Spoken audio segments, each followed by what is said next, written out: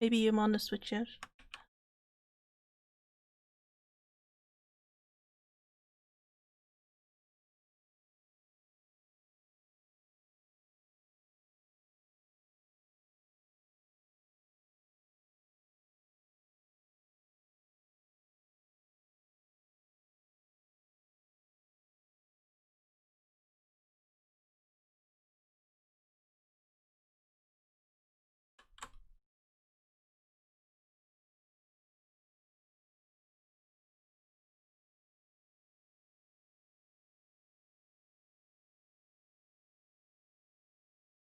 In myself.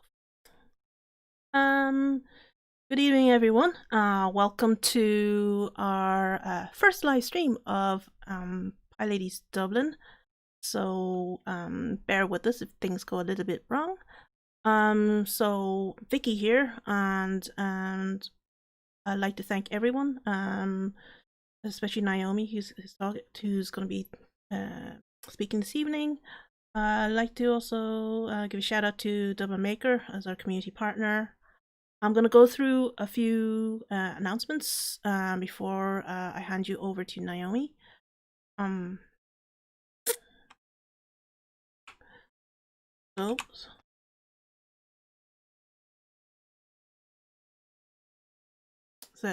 talk this evening will be AI Intro to Explainability by Naomi. It's going to be 30 minutes. So if anyone has any questions and you're viewing this live, you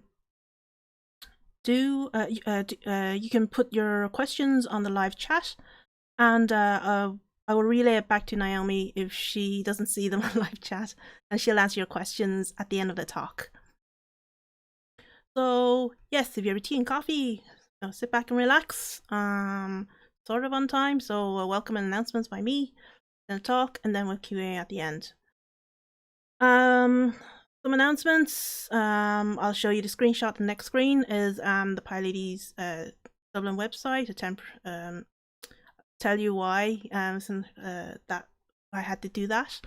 But in other news, we also are on dev.to. It's a nice platform for developers, creatives, techies to post articles and share, and also connect with other cool people as well. I don't know why, but I am completely addicted to it. I've been posting lots of articles to it.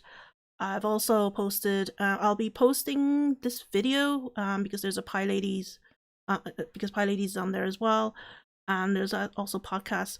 If you have been going to Python Ireland meetups and you've come to one of our past PyLady meetups, you probably heard Chuck speak. She's also very prolific on Dev2. She does a lot of podcasts. I think she does like a few a week. And so is Lay. She's there as well. She is running the Python Ireland meetups and also involved with PyCon Ireland as well as EuroPython this year. So I just left this feedback from last time because we are still open to see if anyone is interested in this deploying to PyLadies or deploying to a Python app on Red Hat OpenShift workshop. Do let us know. Myself and Lay, who can't join us this evening, she will actually arrange that workshop, and we'll try and figure out a way to do this online. If there's any other ideas, let us know as well. Of course, EuroPython is on at the end of this week, Thursday to Sunday, and if you still want to get involved volunteering, they're always looking for someone from comms to session chairs and things like that.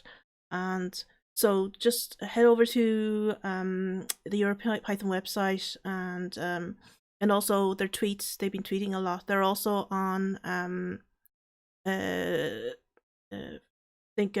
Facebook as well. But I think the best way is to check the EuroPython website and also on Twitter.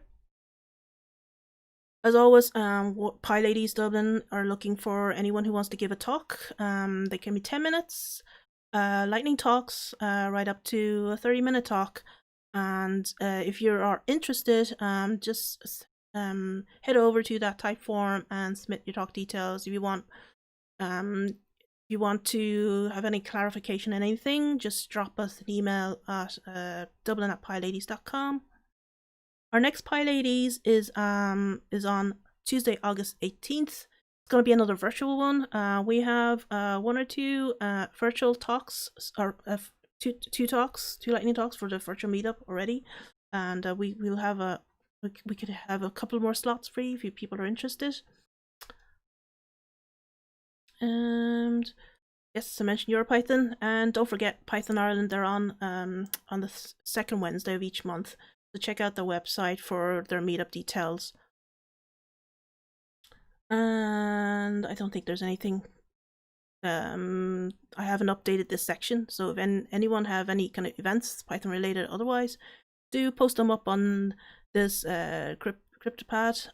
You can find it on this evening's meetup page, and I'll follow up with a message to everyone, and I'll post it on the YouTube live as well, chat box. So the one I wanted to show was talk about briefly is the PyLadies Dublin website. What happened was dublin.pyladies.com has been forwarding to our meetup, PyLadies Meetup Dublin page, has stopped working, and I've contacted PyLadies who are on Slack, so anyone can join. Just do a search for PyLadies in Slack, and they have all the organizers and the people who support the support all the various different websites and or PyLadies in general. The global team is there, so I asked them what's the story, and in the end it was just not as simple as forwarding it on to say their own PyLadies.com site, because mine was forwarding on to Meetup. So I just created a Git pages, and yeah, at the moment it's all working. It took about half a day or something like that, but if anyone is interested in actually creating a website for PyLadies Dublin as a project, do let us know. We're on GitHub. PyLadies Dublin has a GitHub team. I've always left it as a project for the whole group to be able to participate, create a Django or Flask app or whatever, and have a common project that we can all jump in and do something. So let me know if you're interested. Drop us an email. So so I think that's all the announcements. So what I'll do now is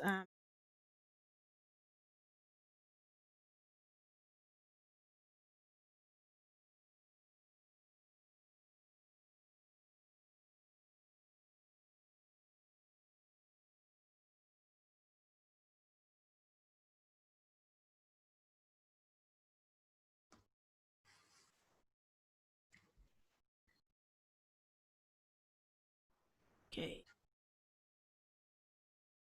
Right. There you go.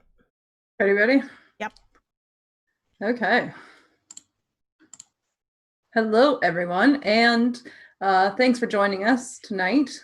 I know this is PyLadies. Vicky's invited me to talk a little bit about artificial intelligence and explainability. It's written in Python, so that counts. My name's Naomi Freeman, and I'm here because I'm super excited to share explainability with you. You can find me on Twitter at Naomi_Freeman.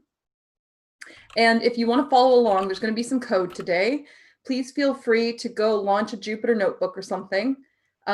We will give you all the code closer to the end, but I want you to be very surprised as the code unfolds. If you can't keep up with the code, totally fine. Just try and look at the structure in that, and you'll get the code at the end. But if you do want to start launching a Jupyter notebook, then we'll get to that in about like 5 slides. So getting right into it. What is explainable AI, and how is it different than just AI?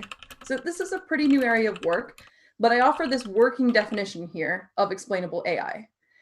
Explainable AI means that humans can easily comprehend through dynamically generated graphs or textual descriptions the path that artificial intelligence technology took to make a decision. So for those who aren't as familiar, many AI apps today follow the kind of process we see here. A programmer creates a model, and in there we have some assumptions and training. We run some input through it, and ta-da, magic answer. Is this a dog or a cat? Cat. Do I have the flu? Absolutely. With an explainability layer, we reveal the assumptions and data that was input, evaluated, and weighed. So then we can decide if these factors are even factors we need to think about when making our decision. So say we're looking to buy a house and we get an app that lets us know whether a house is a good buy or not. Typically, we might just have an output that says, sure, this is a great house. But what does that app really know about our individual preferences for choosing a good house? Maybe for us, a good house is 7 kilometers away from schools, contains no dog parks, and is 2 stories high. The original app shows us what it thinks based on our user demographic and says, okay, house in question is a good buy. With this explainability layer, the app will tell us, the user, how it arrived at the decision. So in this slide, we can see how the judgment is being made about the house. And we can see it's a good house because of school rankings, walkability factors to parks, cost in relation to similar houses. And this lets us as users make an informed decision about whether those things actually mean good house to us or not. So the idea with adding a layer of explainability is revealing how predictions and results are arrived at. We begin with our model and then programmatically capture and reveal data inputs and predictions. And we then gather all of these into an explainability layer, which we can reveal via a UI to the end user. The end user is then able to look at the data, the model used, the explanation for the prediction, and make an informed decision about what to do with those results. So how do we build our own explainability layers? For today's really quick technical tutorial, we'll just be using the following stack. We're going to use some newsroom data sets, Python, which allows us to make use of pandas and NumPy to be able to manipulate data and transform it into more readable formats. Visualization with scikit-learn and matplotlib, and Lime for explainability. So as I said, you can follow along with Jupyter. We're going to send the code later. Don't get super stressed out. It's going to be a lot of fun. So what we're going to do today is get some data, build a model, add explainability, and visualize. So these first two are really like a simple, straightforward AI model. And we're just going to build that so we can really understand how explainability is being added on there. So the very first thing is a whole bunch of setup and installation of dependencies. We're installing Lime, scikit-learn, all those sorts of things. And after that, we're going to take data. With the dependencies set up, we can start to use their capabilities. So here we're using the scikit-learn. And from that, we're going to use the datasets method and import our newsgroups data. And if we take a look at the data set itself, we can see it contains many different topics for texts, but we're just going to use the first one on the first line for our exercise today. And what we're looking at in this data set is an analysis of whether a writer identifies as Christian or atheist. Now, why this data set came to be, like, I'm not entirely certain. We're using it because this data works really well for categorization and explanation at a very simple level. And here you can see that all of the testing and training docs are already set up for use, so that's really helpful as well. Accessing information in the data set, we can see the identifiers we're looking for are alt.atheism and soak.religion.christian. And we're getting this straight from the 20 newsgroup set. And this gives us 2 categories, setting up this kind of binary for us later.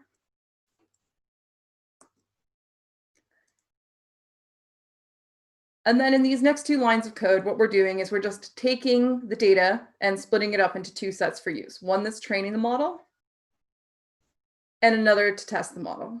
So this test data is never going to run through the training of the model. It just helps us ensure we get solid results and a useful model, not just a model that knows about the data we've trained it with.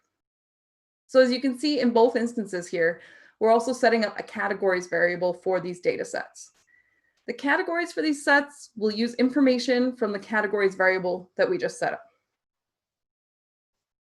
And then the final thing that we're going to do is set up a new variable class names for these data sets. And this variable is going to allow us to create more readable class names for use in our own project rather than those things that were being called from the data set. So it's just a little cleaner. After that, what we need to do is vectorize the information. So vectorization transforms text, like in our data set, into feature vectors. And by definition, a feature vector is an n-dimensional vector of numerical features that represent some object. They're often combined with weights to construct a linear predictor function that is used to determine a score for making a prediction. Okay. So if we just stop and think about what machine learning and AI is, it's all about setting up models so that the computer can take over and make predictions. These predictions are numerical because of the nature of computers and computing. With feature vectors, we transform human readable information into computer usable information. And later we're going to transform it back. So for all of that, our vectorizer is just being set up using a method from scikit-learn called feature extraction. And we'll call a text method on that. And then finally, we'll call this tfidf vectorizer. So what is that? It's a method that creates its own set of vocabulary from the entire set of documents that we fed it. So tfidf is used to classify documents, ranking in search engine. TF, just for reference, means term frequency, or the count of the words present in a document. And IDF is inverse document frequency, or the importance of the importance of the word in the document. So for each word, kind of what's its weight for a unique characterization. Once you've extracted and weighted words from the documents or data, we need to train and test these vectors. And remember, this is so that we can create a score that will create predictions about our data. And in this case, what that will be is whether the writer is atheist or Christian. And like what we did with our earlier code, we're also setting up a test vector here. So a lot of that's data, some of it's kind of model. Particularly with our model, we're going to be setting up random forests. A random forest combines hundreds or thousands of decision trees and trains each one on a slightly different set of observations, splitting nodes in each tree while considering a limited number of features. So the final predictions in a random forest are made by averaging the predictions of each individual tree. So this is a bit different from a simple decision tree in that a decision tree makes use of the entire set of data all at once, while the random forest is only using certain observations across the entire data set and then averaging out the results of those observations. With scikit-learn, it becomes fairly straightforward to implement random forest in our model. So RF is a pretty common shorthand for random forest. And we're going to let that equal scikit-learn.ensemble, ensemble being the common term for this bunching or collection of decision trees. And then we're calling the random forest classifier. You can see we're setting estimators here to 500, which is pretty standard for the smaller data set like ours with techniques like ensemble. And then we train the model. Again, we're relying on the scikit-learn library here. And once we've done that, we want to make some predictions about our data on our test set, now that we've got this model set up and trained. And the final thing we'll do is leverage scikit-learn to print the F1 score or the test accuracy. So once we run this, we'll see an output something like this here, and that's telling us what our test accuracy is at.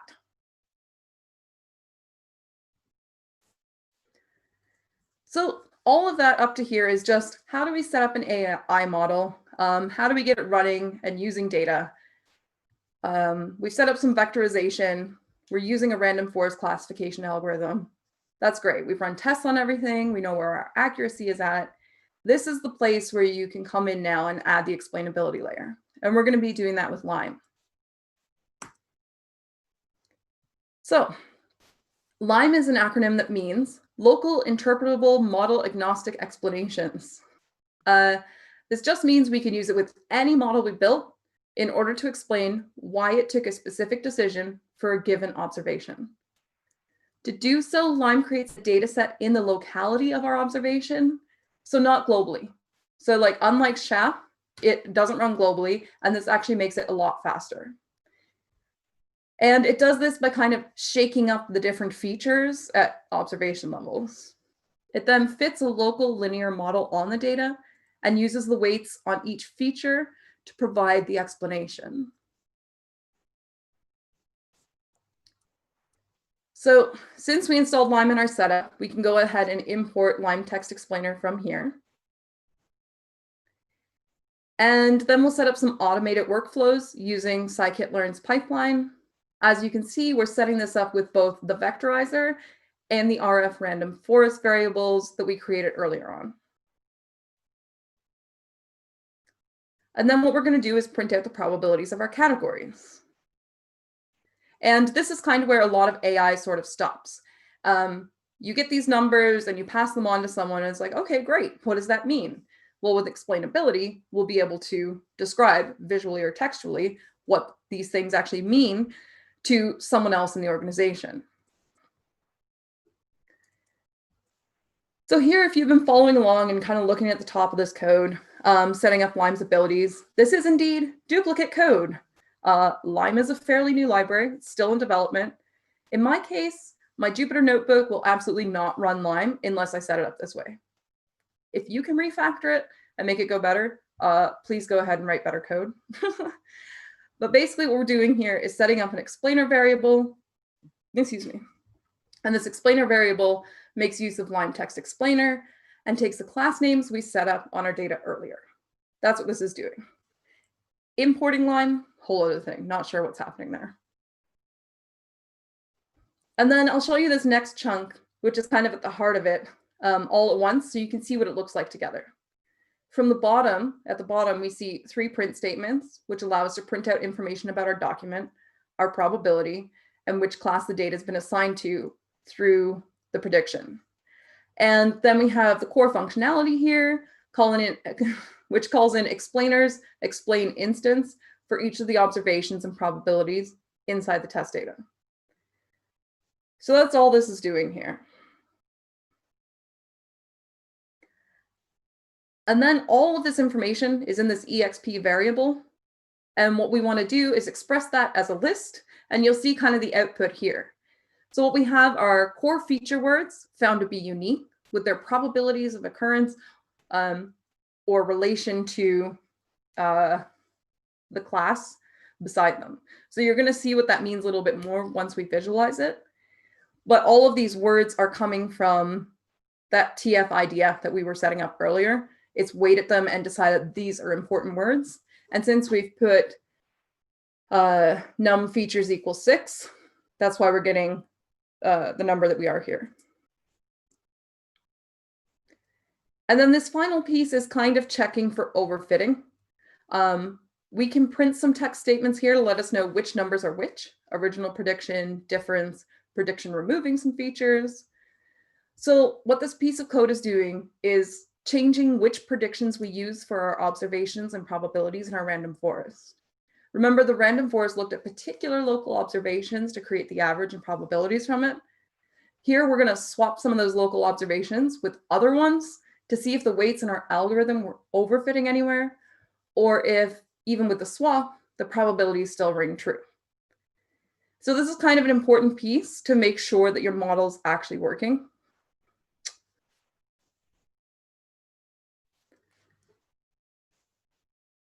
And then we're going to be able to visualize everything.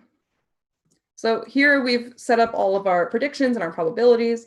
And then with matplotlib, we're actually going to be able to see some of these explanations. So the first way is just using this pyplot figure. We're going to set it as inline. And what we're doing is visualizing the exp variable that we set up in line. And you'll see something like this, a bar chart. So what you're seeing with the green and red here is what I was kind of talking about earlier. Negative correlations to class probability on the left So based on those words, it's unlikely the correct classifier here is Christian. At the bottom, you see a small green bar that's a positive correlation to the class. Now, another way we can do it is to show it in a notebook. And that's going to create more of an output like we see here. So on the left, we see the prediction probabilities output, and on the right, we see a different visualization of the bar chart we saw previously. As you can see, we're getting a lot closer to something a human can actually read. Rather than probability numbers, you can send someone this, and they might not have all the context, but it makes a little bit more sense. And if we change our text to false, our text equals false to text equals true, we just want to test and see the difference. So we can copy it or whatever. You can run them both at the same time. It doesn't matter.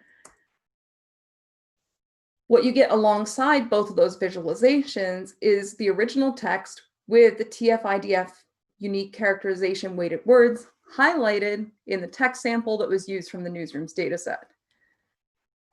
So I know there's been some questions about the slides and the code and things like that. So I'll just drop this in the YouTube. So you can go in and kind of investigate that notebook. And I guess the bigger question is like, that's a really cool trick, but why should we be using it? And the challenge with AI is we end up with predictions with no justification, which has serious implications in areas like finance, law, healthcare. Experts in these areas, they can't accept prediction with no justification. So programmatically, what we saw today to build our explainability layer, we really used three core components. Significance weighting for variable value tandem, both negative and positive, which was the visualization that you saw really clearly with the red and green bar chart, where the red was negatively correlated to the selected classification and green was positively correlated. We also needed least significance to avoid dragging the model the wrong way. And this is why we use the TF-IDF, to not only weight the most unique words to the characterizations, but also to throw away the words of least significance, which may have high occurrence, like the or on. And finally, we need a loss function, which we didn't really see, but it was kind of wrapped in the Lime explainability layer. And of course, our visual output, you can also use the Lolly library to do simple text output instead of the visual ones. And again, we supported that with things like matplotlib and scikit-learn. So just to understand a bit more about the loss function that's kind of key to this explainability functionality, an AI model may have, for example, 40 or 50 nodes of information and output available. Typically, we tell it to only give us the top 3 or the one with the highest probability. So, today we only saw 2 possible classifications. But if you think about a data set full of images of clothing, you can understand you would have many more classifications available to sift through. So even when you think about a shirt, then you want to know, is this a t-shirt? Is it a collared shirt? Is it still a shirt if it's a crop top? Is that going to classify as a skirt? With our explainability layer, we need to build an algorithm to balance how much the model knows against how many options the end users presented with as points of explainability. So there becomes an inverse relationship here, where the better the explainability to a human, the less faithful you actually are to the original model. And we can express this with the loss function. Mathematically, it's a bit complex. Papers are beginning to be published, so you can definitely look those up. But Lime is a wonderful library to simply implement the math programmatically straight away.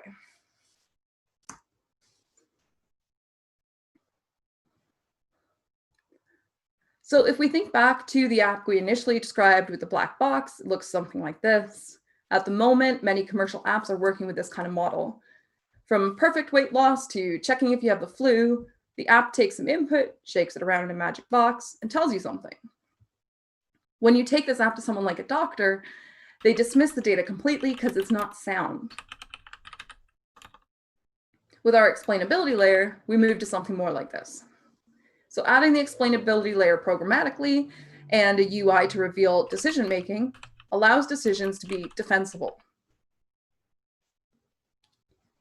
So as we saw, our explainability layer extracts the statistical probability of each element, and can reveal the weights and biases that were involved, as well as the model as a citation if we so wish to add that. Building in this way with the revealed explainability adds a new tool to say doctor's pockets, and that's really helpful. Folks like that then have access to the mechanics, the statistics, and the decision-making model and can build their own decision-making from that foundation.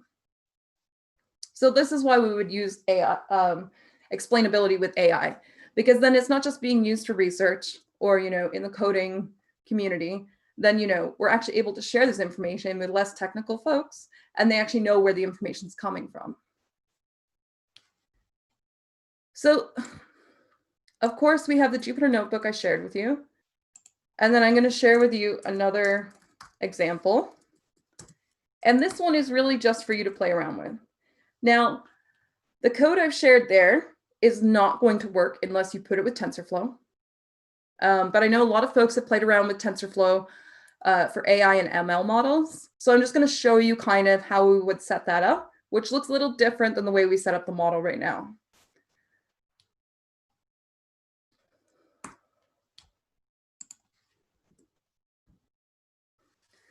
There's not a huge amount of difference in using this Lime tool in TensorFlow. Rather, it's just a matter of setting up the model a bit differently according to the TensorFlow style. Some things for if you want to play with this little chunk of code that I've sent you, some things that are going to be a little bit different than the example we looked at are, depending on the type of data you're using, you may need to use different methods or libraries from within Lime. So instead of using Text Explainer, you might use Lime Tabular. There's other ones depending on what kind of data you're working with. And with this new little project that I've shared, you'll also see there's more than 2 classes to work with. So this is something you can just take away, play with it, see what happens as you put a different number of classes through and how that changes the visualization of explainability. And the other thing I'll note is that when you're using visual data instead of text data, there's different ways to manipulate it and present results. So just think about that if you're playing with this TensorFlow piece. So this is what I've included in this second link in YouTube. So in the second example here, you're set up with TensorFlow and Keras. And what you want to do is import an image-based data set of clothing through the MNIST datasets. And we kind of talked about what that would look like a little earlier. The MNIST datasets can import directly through Keras, which is super handy. And MNIST has a variety of visual datasets available, clothing, handwriting, different kinds of things. So you import Keras, your layers and your models, set it up kind of like this. In this case, you're setting the input shape at 28 by 28 because of the pixel sizing of images available in the MNIST dataset. And again, you can see just like we did today, you set up your training and your test image sets. And again, like our example today, define the class names just for usability in your own program. And from there, you really should be able to take it away based on kind of the bigger concepts that we were looking at today. Keeping a couple of these things in mind, that you're going to change up the classes, how things are output, and maybe which method or library you're using from Lime. So your goal really with that little chunk of code is to not only build a model that identifies what type of clothing something is in the data set, but also to output an explanation of why your model has reached that conclusion. So with a visual data set, there's also the option to explain by visual analysis of different parts of the image or to do it textually. So that can be a lot of fun to play around with. I know it's kind of been a lot of code all at once. I hope with the links that I've shared, you're able to go in, play around with it, see what you can do. You can always find me at Naomi_Freeman on Twitter. You can also email me, hello@naomifreeman.com. But I'd really encourage you, if you're playing with explainability, check out the Lime forums, see if you can connect with someone in the YouTube channel here, and just share your code and get together. Thank you so much for joining us here today. I hope it's given you a good overview of what explainability can do. And I really hope you have fun playing with the code moving forward.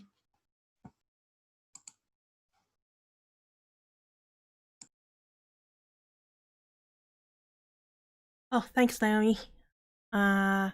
So I think you're gonna share the code afterwards, isn't it? So because I thought so when you were typing, I thought you were gonna put it in the YouTube chat. I don't see it there. So what I'll do is we'll post it all in the YouTube chat as well, and I'll also send out, people who RSVP'd on Meetup and stuff. I'll send out your slides if you don't mind. But at the moment, has anyone any questions to ask? I know there's a few people live at the moment. Because we've got some time. Yeah, I really did think I had dropped the code in there. I even tried to It's okay. drop some of that in before that last chat. I don't know why. Doesn't matter. I'll can sort that out. I can add it into the video. Do you know the description in the video just underneath there? I can put those in as well. So you just pass them on to me, and what I'll do, I'll also ping people on messages and who RSVP'd on Twitter, and I'll put it on Facebook, on Meetup. I'll put it on Facebook as well, and everywhere basically. I'll post it everywhere. I'll link it back to the YouTube video because that's where all the information will be. It's probably easiest, and I'll update the crypt pad that I have here, that I did the announcements with. I'll put the slides and the links into that collaborative pad as well. And that pad is open to folks if you have any announcements or any kind of projects or anything resources you want to share. You can find that link. I've posted it on the YouTube chat box there as well. So any questions from anyone? I'll give people nope, a few minutes to ask. So Naomi, will I post those links onto the chat for people? Is that okay? Yeah, that's absolutely great. I thought I had done, so I apologize that those didn't push through.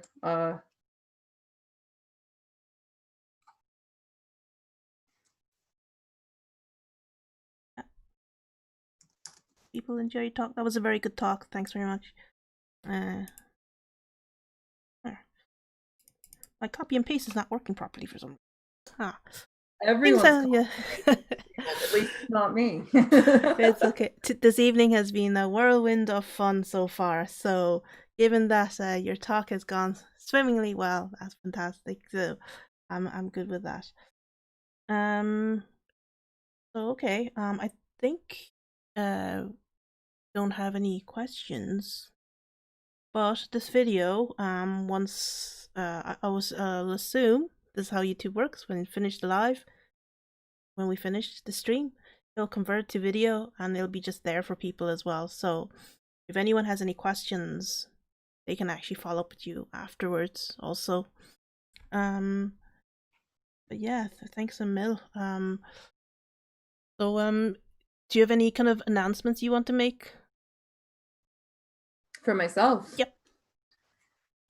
I guess I didn't really introduce myself really well. I should have that would have been my job.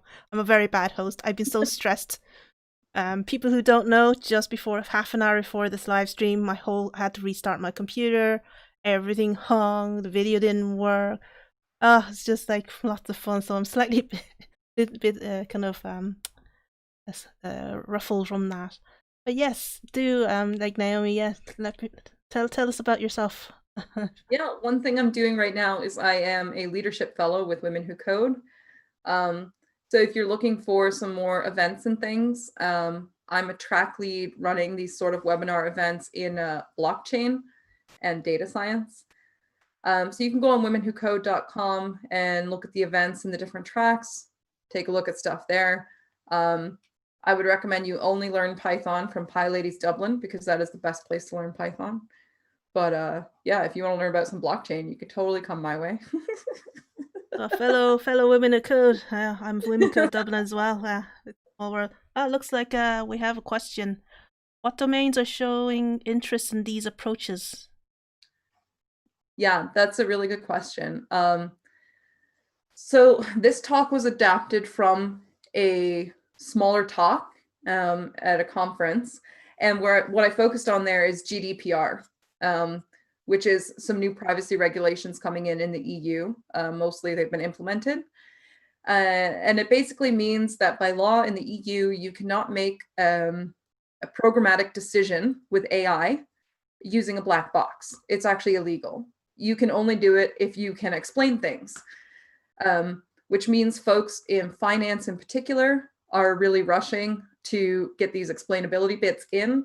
If you took, say, a credit loan, for example, it's if there's AI ML pieces, it's not currently legal to just say, great, you're refused. Instead, you have to kind of reveal why that happened.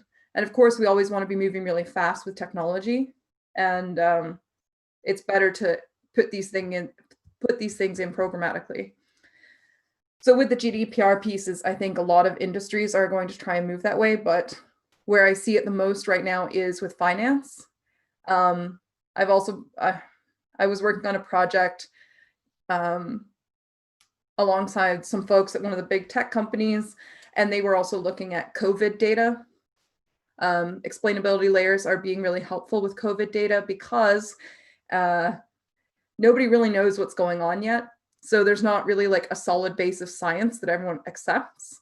So when you're able to programmatically reveal how your assumptions and data came to be, that's really helpful because lots of data is giving lots of different results right now.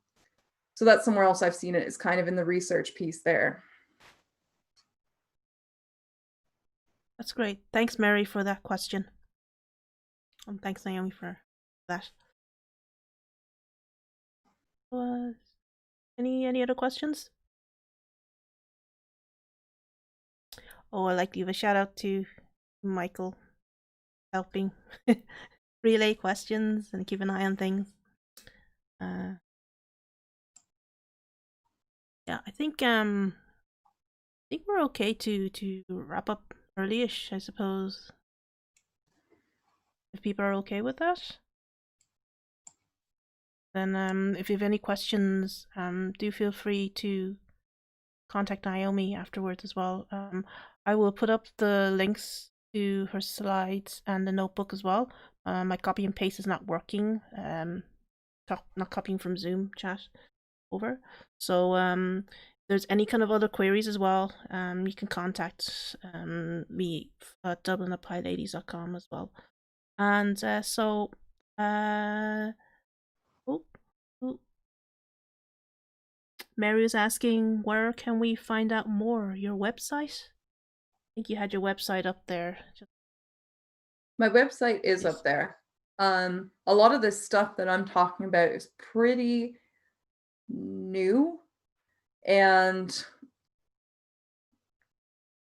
Would it be on your website, Naomi Freeman? Is it .com?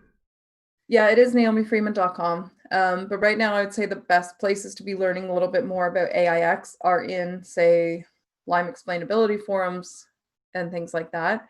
The library is changing pretty frequently. Some folks at IBM working with the COVID-19 data are also doing that. So if you can get into the IBM AIX forums, that's also really helpful.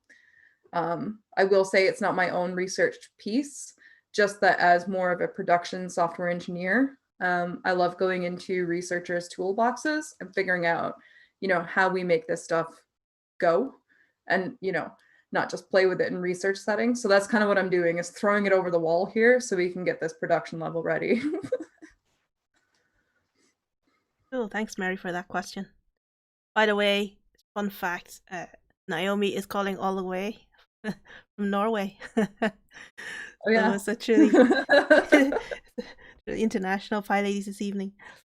So I suppose we have like about 10 minutes to go. I think we're good to wrap up. I'd like to thank you for your time, especially the test runs we did over the weekend and your time for preparing this talk. And that conference that Naomi mentioned earlier, I was actually at that conference speaking as well. And that's how we connected back again. And then when I listened to her talk, I said, I want you to talk at PyLadies. And so thank you again for your time. And I hope you have a good rest of the evening. And thanks to everyone again for joining us. I'm going to switch over to kind of the ending. As you can see there briefly, PyLadies will be on next month on August 18th, and we are looking for speakers, and it will be live streamed again, hopefully more seamlessly than this, and less crashing 30 minutes before the event. All right, thank you again, Naomi. I'd like to say shout out to Lei, who's been helping in the background as well.